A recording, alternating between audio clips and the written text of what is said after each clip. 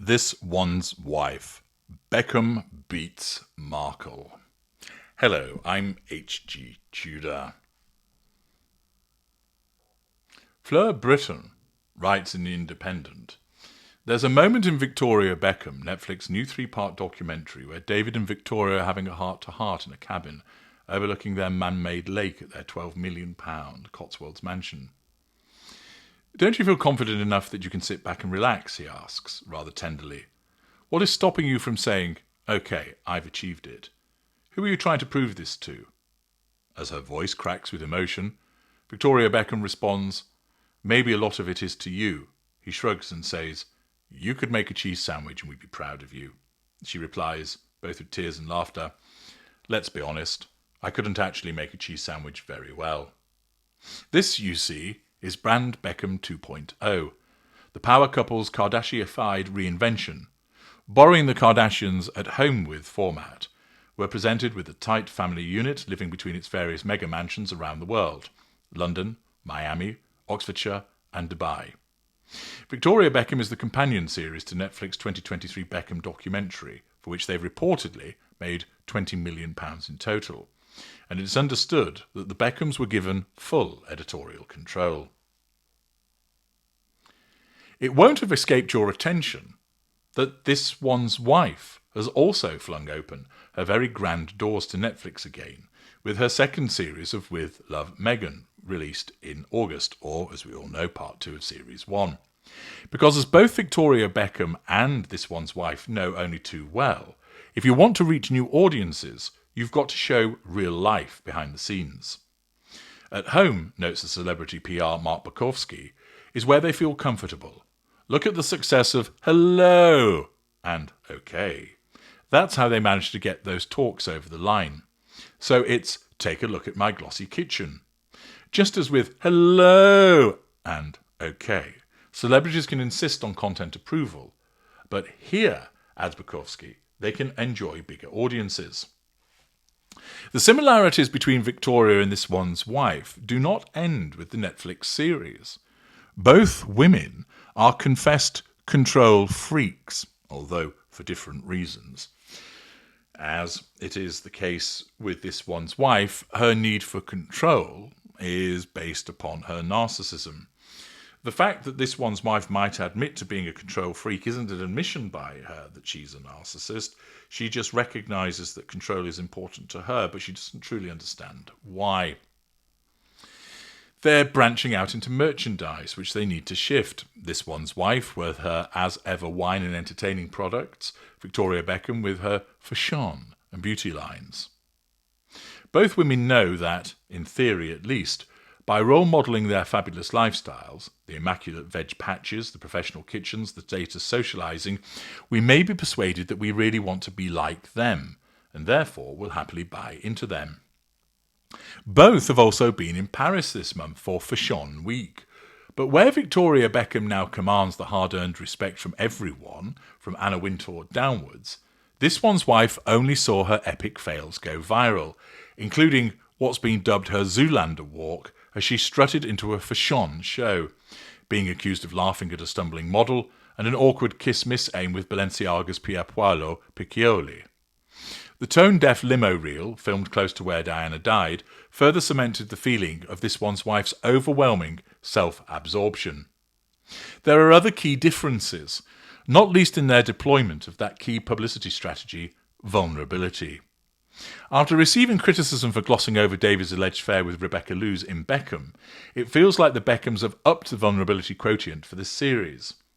We see Victoria Beckham admit to having an eating disorder for the very first time, as well as opening up about her label being tens of millions of pounds in the red, being bullied and uncool at school, and enduring decades of media vitriol.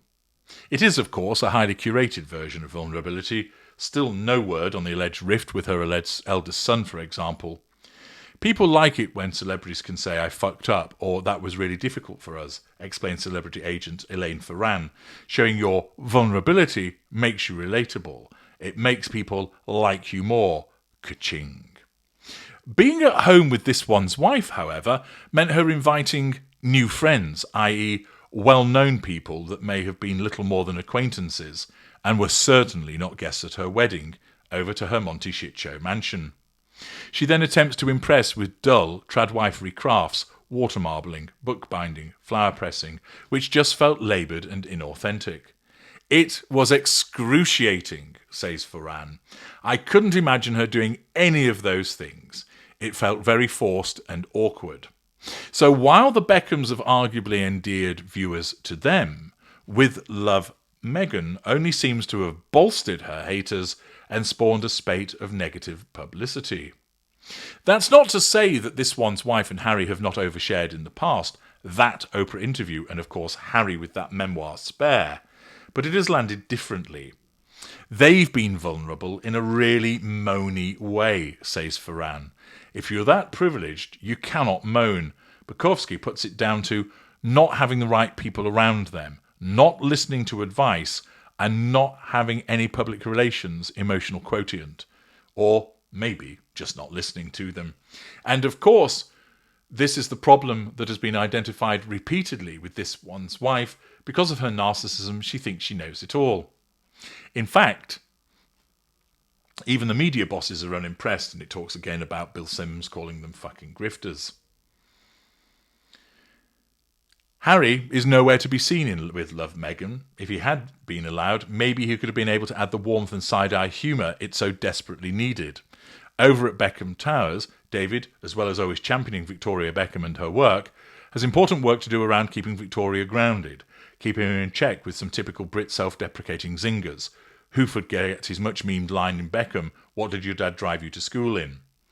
Whereas Harry and this one's wife's children's faces are rarely shown, often shown from behind, or obscured or just referenced in anecdotes, the family element for Victoria Beckham has been marketing gold, says Ferran. It brings in different viewers, because the Beckhams have fans within different age groups. So should this one's wife have hauled Harry back into the picture? It's too late for that, says Bukowski.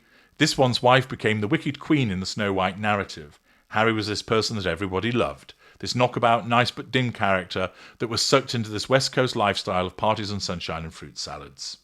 So, for now, it is Victoria who has managed to do what this one's wife has not, become our TV queen and win over hearts and minds. This is a review that has taken place in The Independent and comes down firmly in favour of demonstrating that Victoria Beckham's programme has succeeded where this one's wife has not. This is not something, of course, that will go down well with this one's wife, because she believes that she is relatable, that she is authentic, that she's showing vulnerability. Indeed, her supposed vulnerability is something that's lampooned by Spitting Image, The Rest Is Bullshit. Whenever they show her in a cooking aspect, it's all about so vulnerable. The fact is that this one's wife, as a performative narcissist and one that doesn't do it that well, comes across, as mentioned by the agent, as forced and awkward. That there's no warmth. More evolved narcissists are able to get away with it because they're more effective in hoodwinking people. That their facade and their veneer is much more honed and therefore comes across more effective. But for this one's wife, a combination of the fact that she just comes across as inauthentic and awkward, and the fact that she's done so many things that cause people to dislike her, mean that once again she fails.